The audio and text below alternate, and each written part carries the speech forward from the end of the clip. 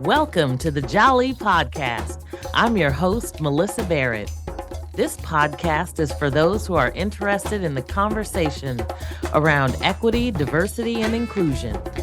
Each week, I'll be interviewing a guest who has something special to share or is actively part of building solutions in the space.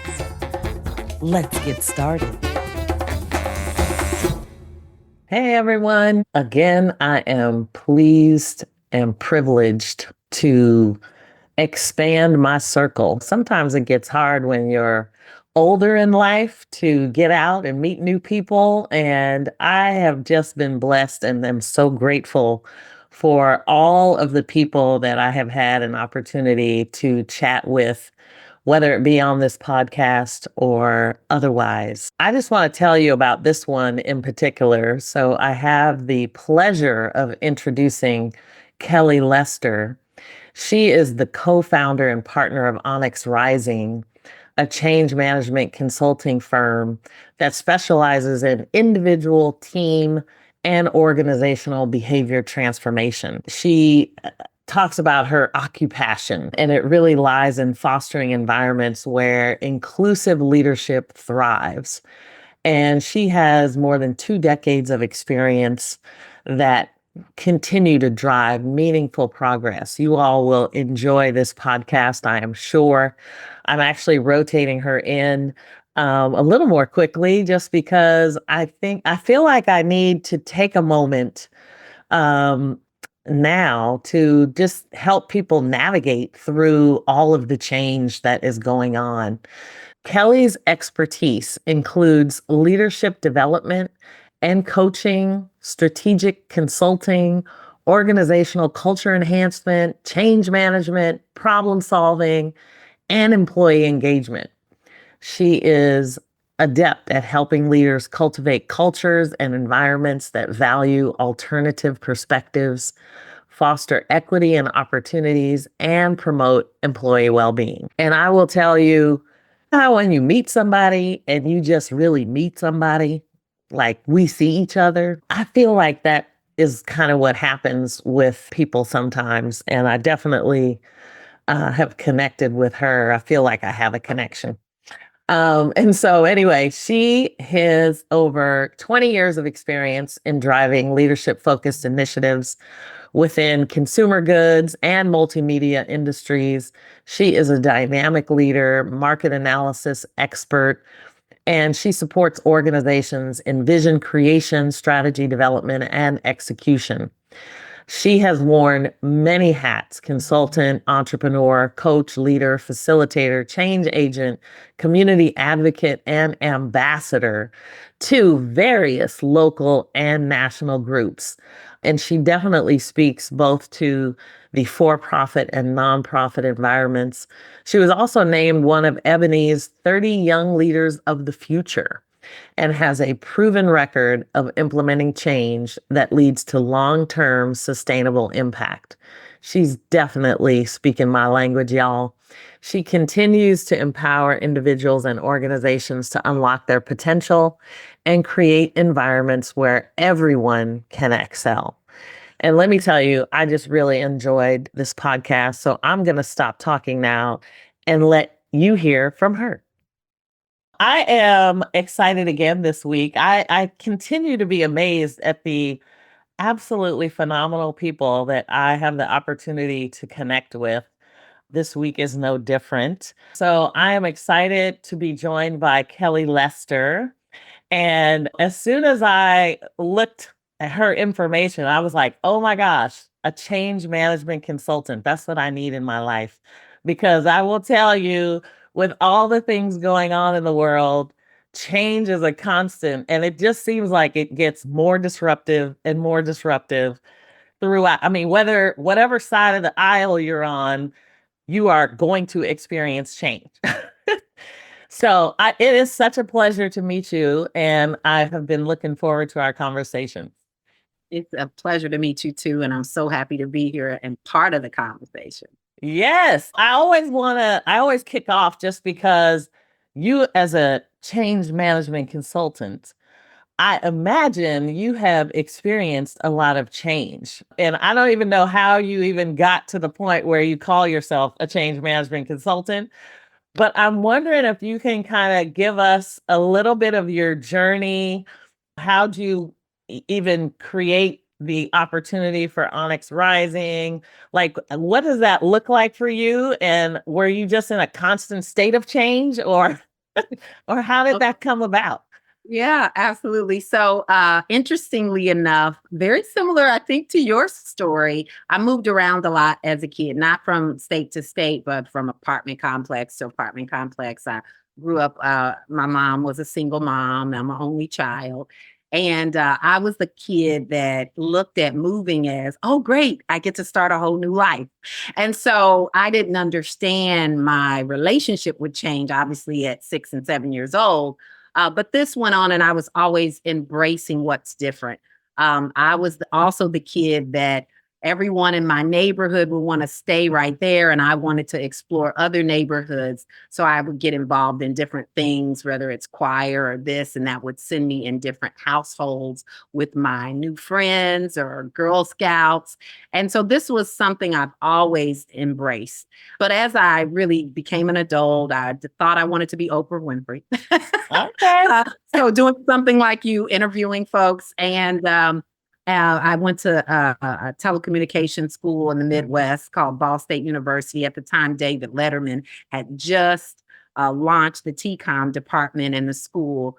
And one of the magnificent things I think about the journey in school is that I was even doing the work of diversity, equity, and inclusion then unknowingly.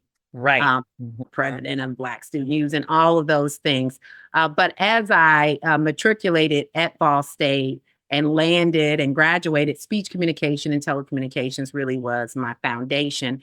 And I ended up working in minority media. The irony about that is that while preparing for a TV show that I would get community leaders on, I was interviewing the deputy mayor of neighborhoods, and she was a brand new African American woman, also now my business partner, Oh, ironically. awesome. So that particular time, she said, "We don't know how to really communicate with the minority media, and we really need your help." And so they ended up hiring me there, and I, long story short, ended up doing work with the census, trying to count hard to count neighborhoods, and then ending up in community affairs. So I literally spent about a decade in my chosen career of communications in various different capacities. At that communications company, though, they needed someone to recruit people into media, particularly minorities, and also answer to the FCC, the Federal Communications Commission. And so ultimately, they needed I started out really in HR, putting my foot there, having a radio show on the side. And I fell in love. I realized, one, it's lovely to talk about a career that I'm already in, so it's easy to convince others. But as I started recruiting people of color into the roles, what I noticed is a revolving door.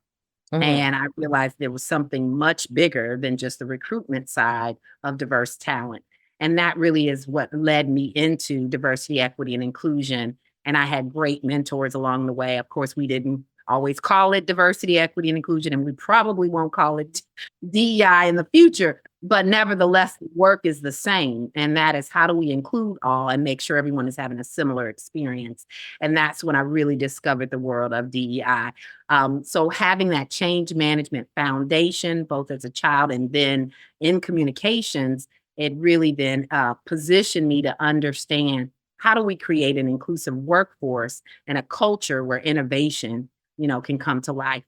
So after falling in love, I said, this is all I want to do. And I went to Sara Lee Corporation, led North America in the space of DEI.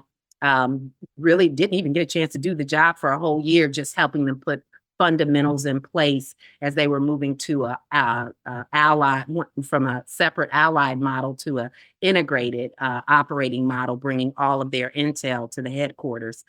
So I worked around a lot of smart people. It was an amazing experience. I think the difference in my shift in my journey was that I started in this work saying I wanted to be a voice for the voiceless.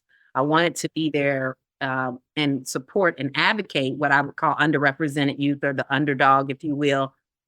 But later on, I realized that if I don't start speaking and get away from the choir, if you will, and start speaking to leadership, and in that case, the majority were white males, then I really won't create change. It'll take me forever to change the world, right? And so that kind of brings me to Onyx Rising and the change in general. But I really wanted to now. My mantra is, how do I teach change leaders how to lead change?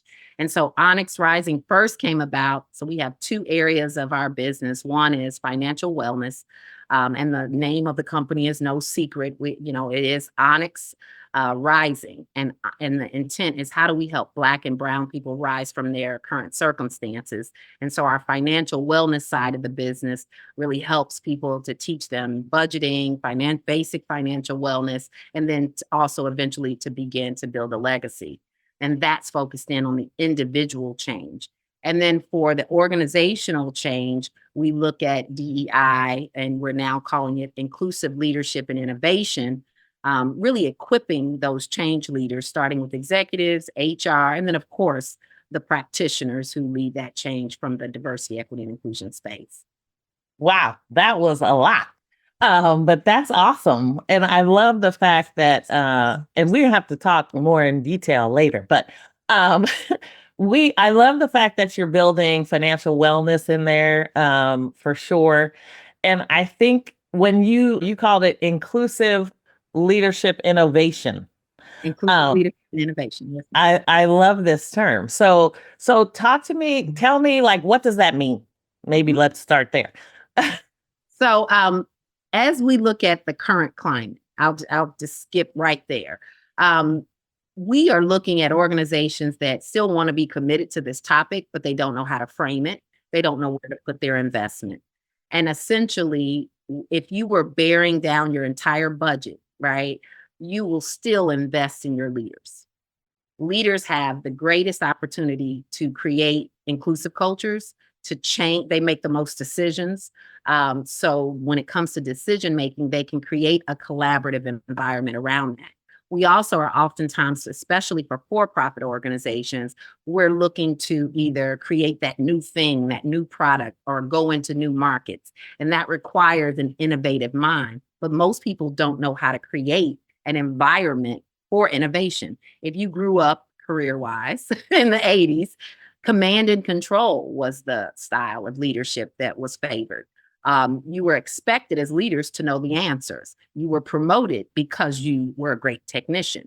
But today's leaders need to empower others. They don't need to have all the ideas, but they do need to know how to tap into those ideas of their team. So inclusive leadership really is the enabler to create increased profit, mission-driven organizations, to meet the goal, to get into those markets, to have the new idea, the products and solutions. But also we have to equip the people interacting. So that means even your sales staff. So how you sell. So for example, I have an insurance client. I have many insurance clients actually, but one insurance client in particular was thrust into change based upon COVID. So how they interacted and sold their products and solutions completely changed, but they weren't really ready for it.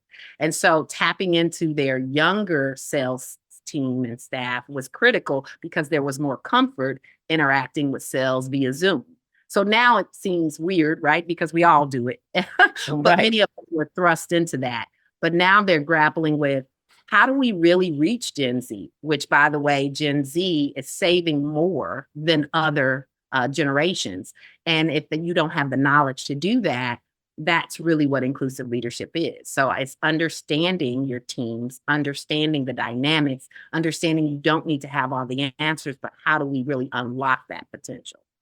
I love that because literally my question was, how do you? I mean, because especially when it comes to we have a lot of generational synergies going on, but the agility to kind of work with the strengths of a multi-generational team can be really challenging because everybody's kind of potentially at a different place. Yeah, all have different expectations, right? Yes. So, I mean, me and you probably have one expectation given we may share the same generation, but my son has a very different viewpoint of his expectations of his supervisor, how often he wants feedback, what he expects his organization to support. Yeah. And that will determine if he stays. And unlike earlier generations, like baby boomers, for example, we would just stay in that environment. But our younger generations are not taking it. They are Yes. not. And they're changing the course of how we lead, how we recruit, how we motivate talent, where we work, right? The way we work. And Yes. so those things are shifting. And then you have some Gen Zs that are supervisors of those that are Gen X. And that creates a whole new dynamic. So it's a very interesting conversation, one of which we knew was coming, but we're here. And many Right. leaders and many organizations are having a lot of challenges grappling and dealing with that. Yeah. I mean, it feels like you almost just have to be really flexible and be willing to learn. Because I think that's kind of the part where, like, is it Gen X is like, let me tell you how to do it kind of thing.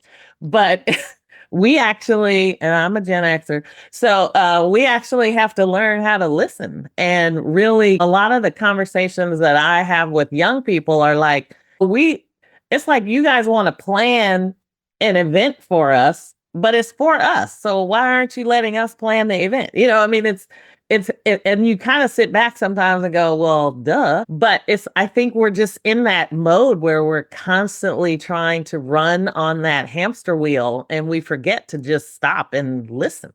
It's kind of interesting. Now, tell me, as we talk about inclusive leadership innovation. So, and I don't know if you want to get into maybe some of the traits of what that looks like.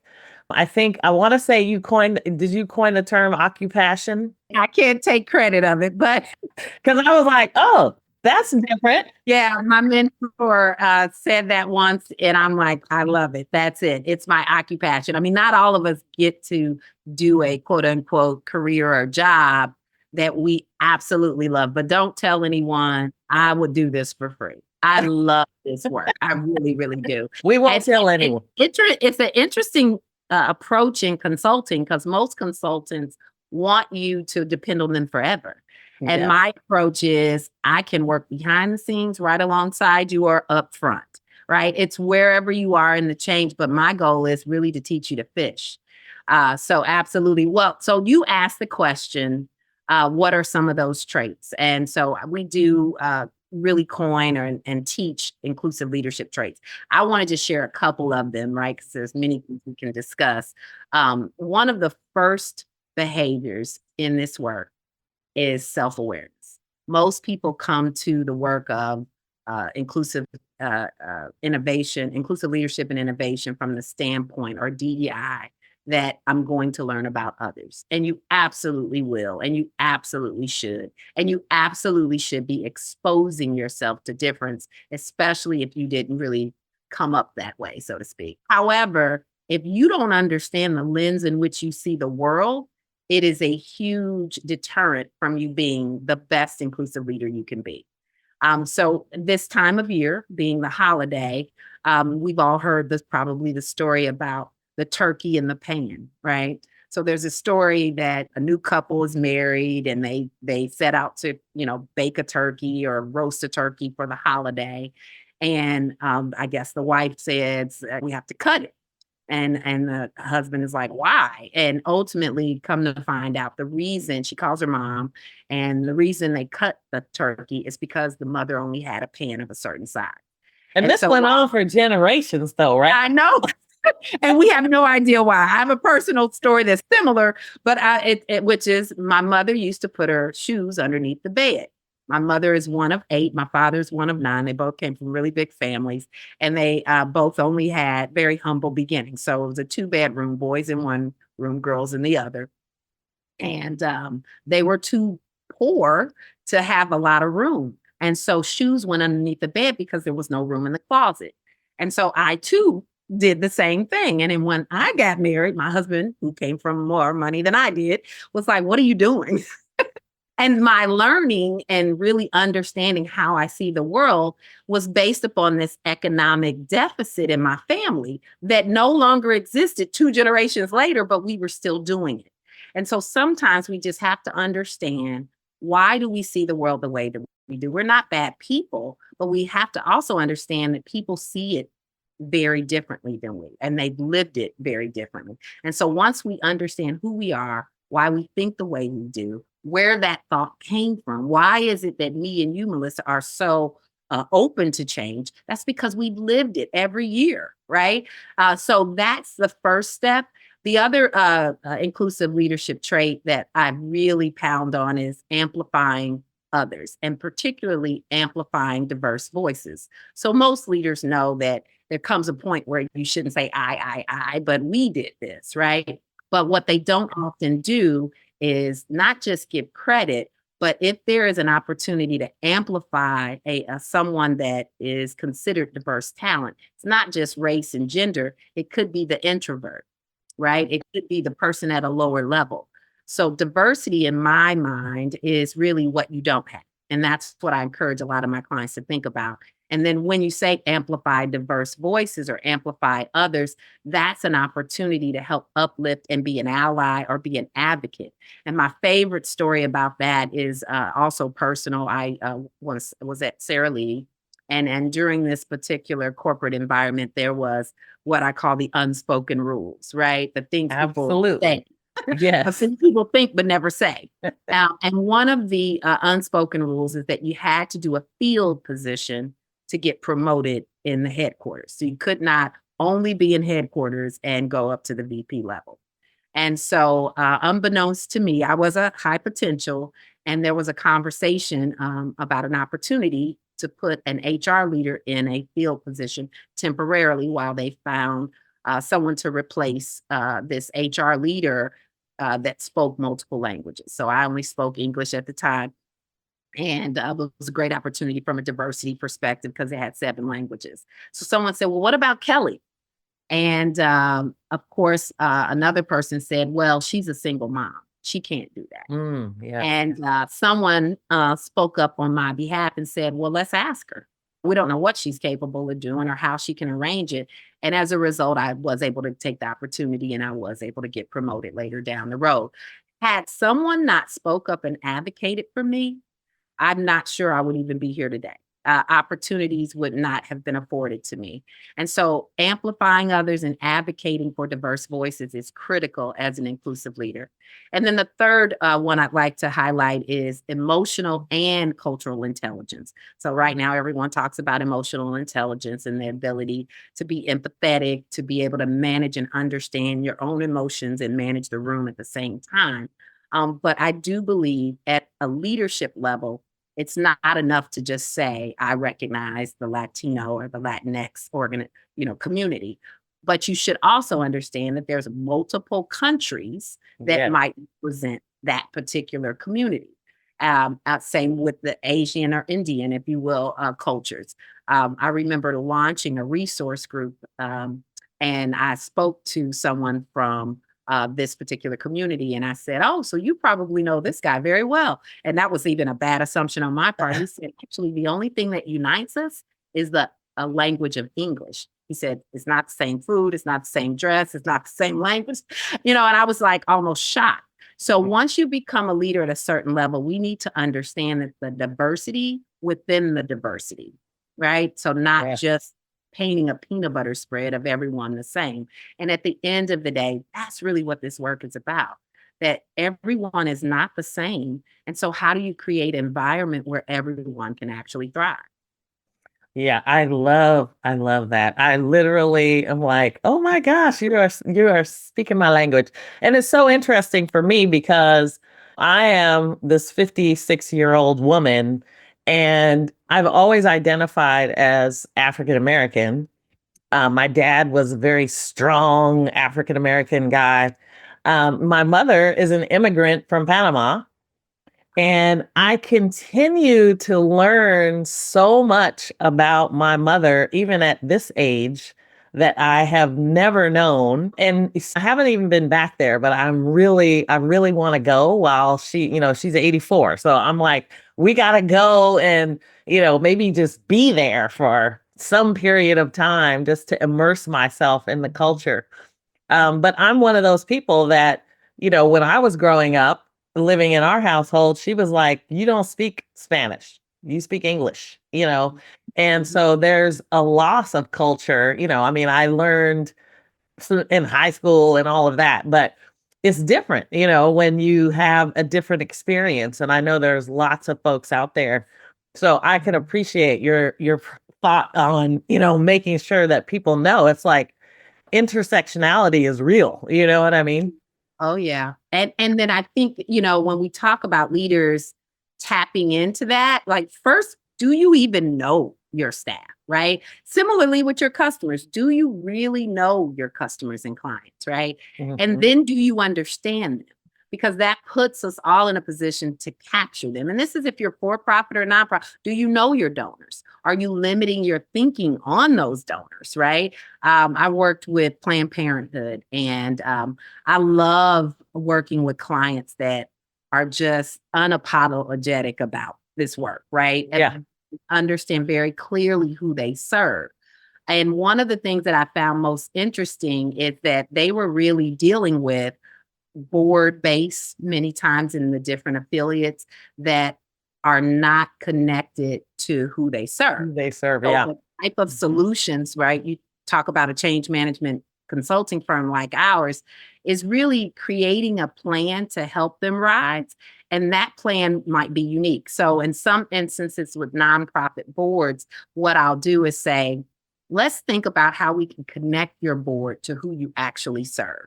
So have them actually sit with your partners, do an assignment where you actually are in a completely different environment. So when you talked about being in Panama, right, and immersing yourself, sometimes we have to immerse ourselves into those spaces that we've never been in to better truly understand. Because there's only so much I can get from a conversation, right? Absolutely. But if I'm really that kind of leader, I'm checking in. I'm trying to understand where you are. I'm trying to understand the needs. I may not be able to solve all of them, right? Or any of them for that matter. But the fact that I even care, that Yeah.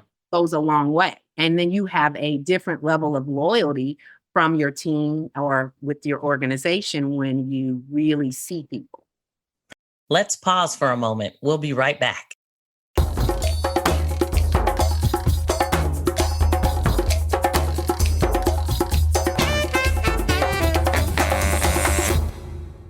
So I'm gonna ask you this question because it's on my mind and I struggle with it probably every day. Um, because I mean, we are in a very highly polarized political environment, and I know you've had some experience in politics as well. I think you reference it as your hair on fire. Um, so, I mean, a lot of questions that I get relate to, should we even allow people to talk politics at the office? Where sometimes you learn more about people than even you want to know based on, what their beliefs are. Like, how do you tell people to kind of navigate, especially as they're in a leadership position, to really manage through that kind of change? Yeah, great question. I think the answer it will be different based on where you're located and the mission and or objectives of your organization, right? So there's always going to be law and policy, and we're going to see that change likely in 2025 in a lot of different ways. What's being said now and what's being written is really how do we learn from other countries that may have dealt with something similar, and how do we learn from the past? So my answer to that is based upon experience and based upon what's going on right now. And that is you focus in on what's core to you as an organization. So for example, I'll start with two examples. Number one, my son went to a all Catholic, all male military, uh, military Catholic, all male school, right? And I cannot expect that school not to do math, right? That's part of who they are, right? However, what I can expect is that they're just as inclusive as they engage with parents that aren't Catholic, right?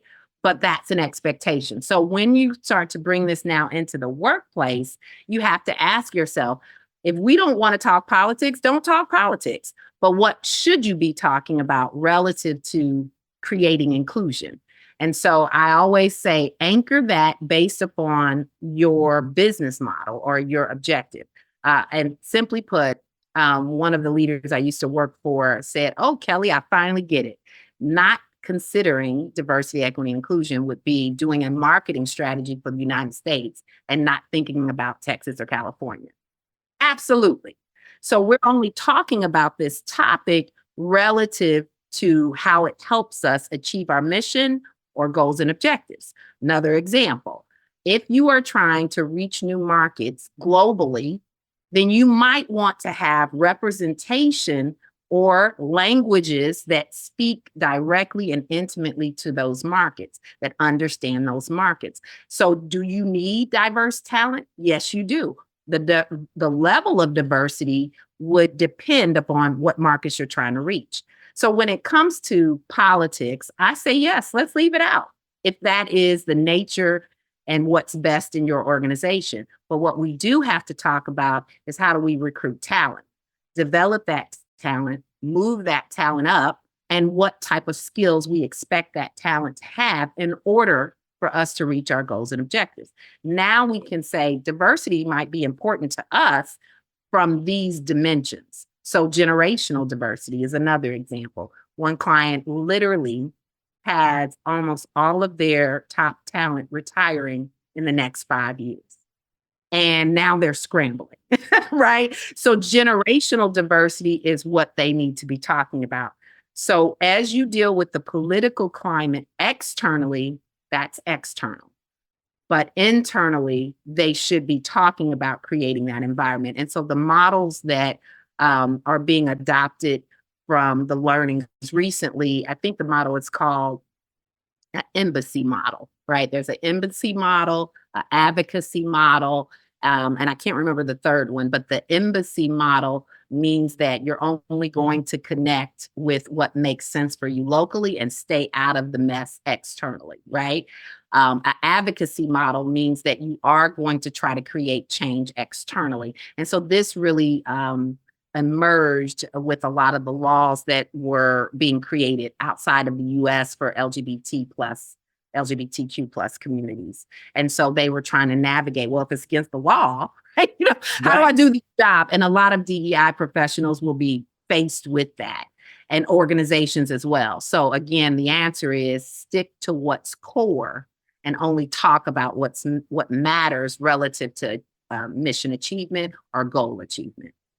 Wow, these are some treasures and gems you're talking about right here, because I think there's so much going on that I think a lot of times there's so much noise. You just want to simplify so that you understand how to get where you're going without driving through the terrain, right? So Absolutely. So all of the practitioners strap up, right? Like this is not for the faint at heart. This work is not for the faint at heart. And I think there was a period where we skated along, right? But now we're really in a place where it's reminiscent of probably the civil rights era, right? The kind of change leaders that are needed for this next stage. You really have to be buttoned up. You have to know the business if you're in for profit. And it's also about who you need to be, not just what you need to do. Right. But some people jumped on the bandwagon with this DEI work, and maybe they tried to run for office. Maybe they were trying to get a lot of publicity. But really, if you're not in it for the true achievements and outcomes, then it'll show at this stage. Yeah, you are so right. It is not for the faint of heart. So let's talk a little bit about kind of intention, because I think you talk a lot about intentional inclusion. And I would love for you to maybe touch on employee well-being and engagement as a part of that, because I think as leaders, we want to check in with our teams and make sure we understand what's going on. But there is a drive to really focus on mental wellness. Anyway, I'll speak for myself. I'm always trying to like create the boundaries that I need to maintain my own mental wellness, which can include getting the phone away from me for some period of time, eliminating interruption, kind of all of those things. And so in a work environment, it seems like the intentional inclusion is great, but how do you balance between the wellness of the team and making sure that they're getting what they need? Because these days it's like you never can turn off. Thing it just keeps going. Yeah. So I'm going to answer that both individually and then as a leader, because I think so many of us are struggling with that. I think a girlfriend of mine said, I've got PTSD relative to like the news and the election. Yeah. So there's a lot going on for a lot of us. And now we're in a space where people are a lot more comfortable, or at least they have permission to even just state that they're not doing well, right?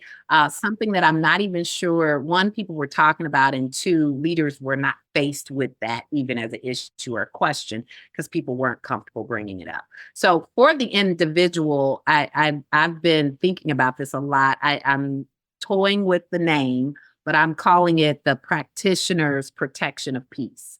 And I'm saying change practitioners, right? Or whatever, HR practitioners. But if you're in this kind of work, you almost receive the pain of others, if that makes sense, right? People are bringing you their stuff and dumping it, and you're expected to deal with it. And you may have dealt with it well in the past, but given everything that's going on, you may not be in that position. So whether you are a change leader or not, I first start with this concept of what I call affirmation, right?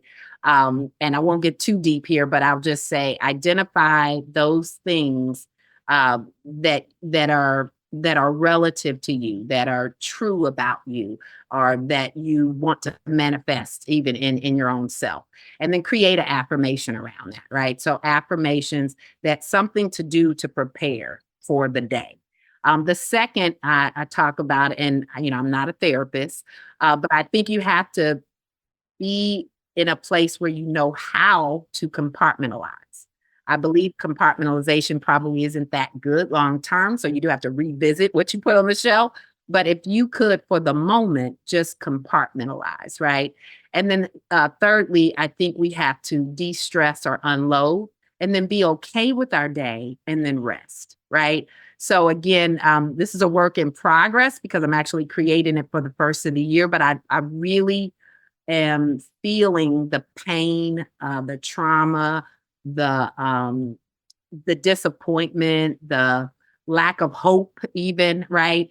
As you're trying to lead the organization. So if we're not preparing ourselves individually for our day, we may not survive the day, right? It could be just the final thing that tips us over, right? So whatever that preparation looks like for us, you as an individual, I just encourage people to prepare before the noise starts, right? Now, I'm a person of faith, so prayer is a big part of mine. But again, whatever that works for exercise, whatever that works for someone else. And then after the dumping, you've got to unload it somewhere as well. So that would be my advice as an individual. As a leader navigating this, get people encouraged enough to come up with their own answers for the solution, right? So it can be just as difficult as a leader if you got 15 people in 15 different places, and the more people you lead, the more difficult this becomes. So we've got to get out of the mindset of having the answer, but yet asking the right questions to our individual team members around where the answer might lie, and exercise a level of patience around it. So as simple as this sounds, we have to actually love ourselves by putting our own mask on first, right? And then actually love others. So where people don't often describe or use the word love in the workplace, to me, DEI, inclusive innovation, inclusive leadership and innovation, is love in the workplace. And that is the ability for me to see you uniquely for who you are and demonstrate that in the way that I communicate with you, empathize with you, give you the unique thing you need. If you've got more than one child, you know how this works. You do not motivate them the same way, right? So I have a girl and a boy, right? And my son, he's me. He's talkative. And my daughter, she's the introvert, right? And what they needed to actually be motivated to graduate from high school and then college, like it's very different.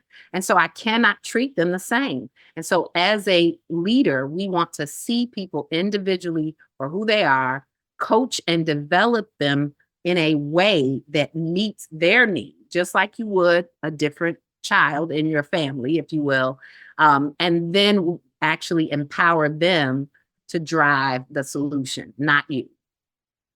Yeah, that's amazing. I think because it's so interesting when we think about just being able to maintain or build morale and trust, and being able to kind of listen. You're talking a lot about it's like you can feel the empathy. And it used to be, and because I remember this when my dad used to tell me, it's like, you don't cry, you don't do this, you don't do that. That's not allowed, and now we're talking about love in the workplace. Yeah. And, Well, and and most people aren't comfortable with it, right?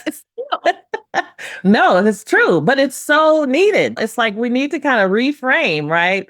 Like how we think about work and because and I guess I'll just say when I think about the way people work now, there's so often that instead of you mentioned like we just used to do it. It's like we did the work we needed to do. Now it's like our work is so often tied to our purpose. Yeah. And being able to identify what your purpose is. So when you talk about self-awareness, there's a lot of time that's like the deepest work, because it's like it changes over time. If I knew what I knew then, would I do the same thing? I don't know. But I'm at a different place in life. And so my purpose has shifted and changed. And I think I lead differently because of that. Hopefully that's a good thing.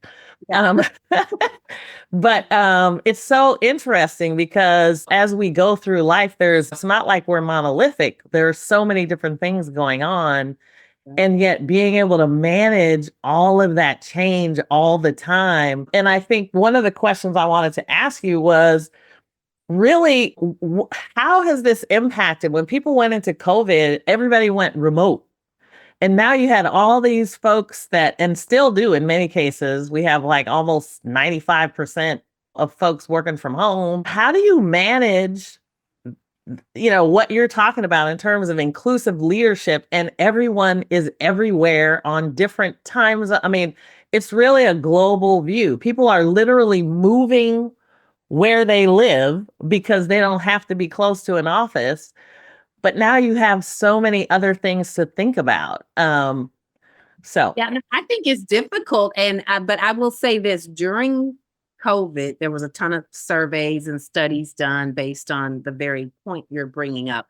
And one that resonates with me is several folks talked about the fact that it's leveled the playing field. And I was surprised to hear that. So I've been continued to read and do more research and even ask my clients.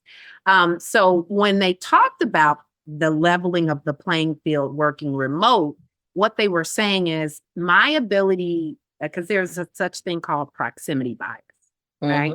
So a lot of global and even US-based organizations have a world headquarters wherever they have it. And if you're in that world headquarters, you likely have more opportunities to interact and be exposed to the leadership because usually leaders are there.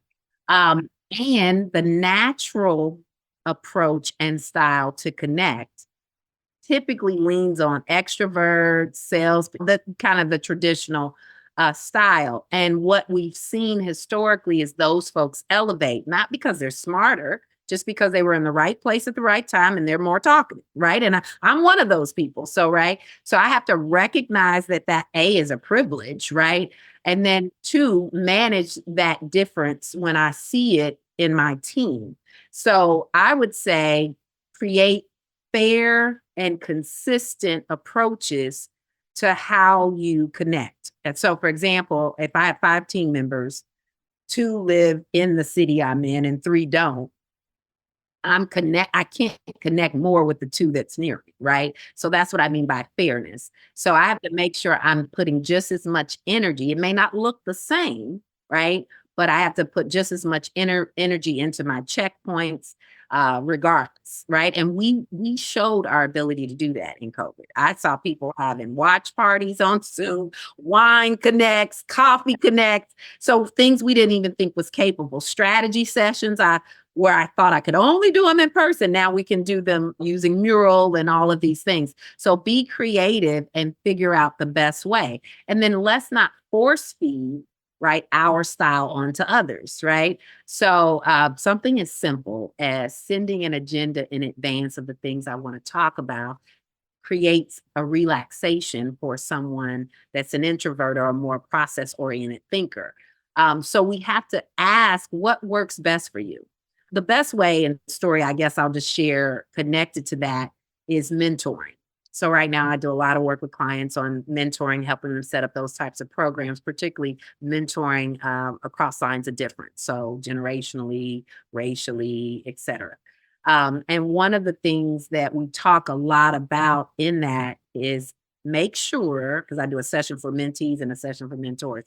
For the mentors, I have to remind them that you're not preparing this talent for today or yesterday. So you can't coach them on what worked for you. You can share a story that worked for you and then ask the question, how might that fit in with your style? How might we achieve the same objective? And I say don't coach for today because things are changing so rapidly.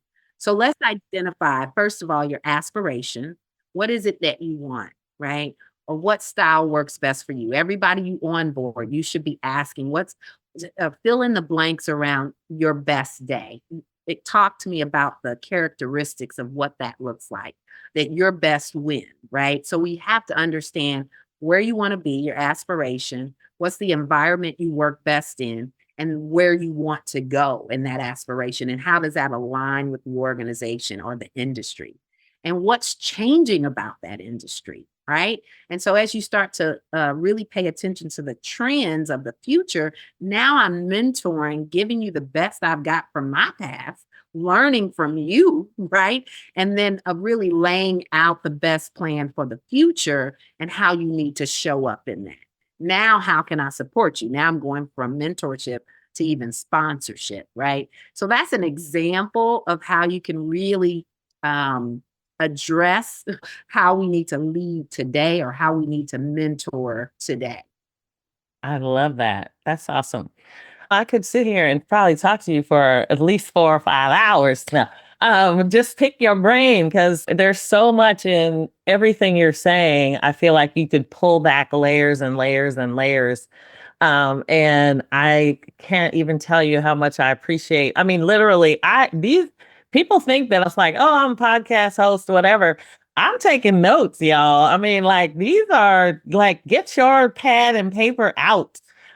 Because I think there are so many things that we can learn to be better at than we have been in the past. And so I love how you're talking about we can't really focus on the way we did it then or even like today. Like we need to bring in additional information, learn from others, and then really transcend into our future. And so I'm gonna ask you, like, what do you think about 2025? I mean, now we're kind of shifting gears. We have a lot going on in terms of change, whether it be administration, policy. I'm just gonna leave it open. What do you think about where we're going and how we how we deal with all this change? Now that's a loaded question. I'll take it this direction. I think I have been saying protect yourself That is huge. And not so much pay attention to what's worked for others, but literally look at what worked for you. Because if you are sitting there and allow things to continue to happen, you and I both know you're saying it's okay, right? So I really want to, I guess, ask individuals to look at what your individual change management plan needs to be, right? To protect yourself and to help yourself grow. So that's the first thing that's on my mind, because it will help create this resiliency, right? Yes. Of not just your survival, but our ability to thrive. And then how do we apply that now to organizations, right? So both people and organizations. And I think this is just going to be a choppy one, right? So I will say the things that I've been sharing lately with my clients based on their questions about 2025 is stick to the core, right? The biggest question I've been getting is around rebranding DEI. How do we do it? Where do we start? How do we reframe it? Who should we talk to? So the first thing I've been advising in this space is to talk to your constituents. So while you may have a solid diversity, equity, and inclusion strategy, vision, and foundation, this is a time to just do a quick check and adjust around, are we still in the right direction based on our current vision of success, given where we are now in this climate? And make sure you're talking to your stakeholders. And so something you brought up earlier, I want to connect to, my mentor taught me weighted input.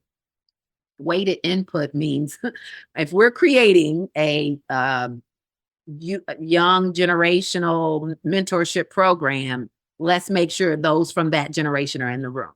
So make sure you're talking to the people that matter. And that's what I mean by the stakeholders. So ask a few folks, leadership, maybe it's your council, maybe inclusion teams, resource groups, field employees, those on the front line, but just do a quick check around, is this still valid, right? Are we still in the right direction? Do we have the right case for change? Are we telling the story around the change and mapping that change out? Meaning that here's where we are now, here's where we want to go, and here's why this thing, this change is important, right? So you may be going from a broad strategy to a more specific strategy because you weren't meant to be all things to all people. That's your business strategy as well as your diversity and inclusion strategy, right? Because everything we do in our firm is not just DEI for DEI's sake. It's what are you trying to do as an organization, and how can this change be an enabler to help you achieve that? And so again, stick to the core, talk to key stakeholders around if a change is needed, and then pressure test your case for change and map out the change. Because when you can visibly see the change, where are we now? Assess where you are. We have a whole assessment model, for example, and I'm sure there's a ton out there, but we use ISO, which is the International Standard of Operation for Diversity and Inclusion, to assess our clients on multiple dimensions. So HR, workforce is one of them, but products and solutions are another. So when you understand where you are and what good is, then you can begin to map out where you want to be as you refresh or create your vision of success. And so while I'm mentioning, right, inclusive innovation, inclusive leadership, or DEI, this applies to anything that you want to achieve, right? So 2025 really will be about a check and adjust, and really connecting to what's core and connecting to your key stakeholders before you really go off and running. And then ongoing check-ins as things continue to change and evolve. If you already have those groups like council or think tank, many of my organizations have different groups. Like one company has the Way We Work committee, right? So you may have an existing diverse by level, race, gender identity, countries, right? Geography. So remember, diversity is whatever those dimensions are, but be sure you're checking in with those key stakeholders, those that matter the most, and make sure that they're at the table as part of that conversation before you just make changes. Because you may not even need to, right? Maybe okay, right? At least internally. And I think that should be really a guide for a lot of people as we go into 2025. I love that. What a way to end, because I think and the communication of all of that is so critical, just even to set expectations. So I love all of that. And as I mentioned, I do hope that we stay in touch, because you are a rock star. I just knew it as we started, and I hope we continue to have these conversations. So I may reach out, and I just wish you all the best for your 2025 and Onyx Rising. So I think it's a well coined name, because I do hope that we see everybody thrive. But I have a friend of mine who always says, when Black people rise, everybody rises. So anyway, I so appreciate you joining me for this conversation. As you see, it could go on and on and on, but I truly appreciate you, and look forward to your friendship, and really just encourage people. If you have listened to this podcast, you may want to go back and listen to it again. So so Thank you. enjoy. Yes, it's truly been my pleasure, Kelli. So take care of yourself, and I look forward to it. Thank you. You have a wonderful day, and I appreciate the work that you're doing. Thank you. Thanks for joining me on the Jali Podcast. Please subscribe so you won't miss an episode. See you next week.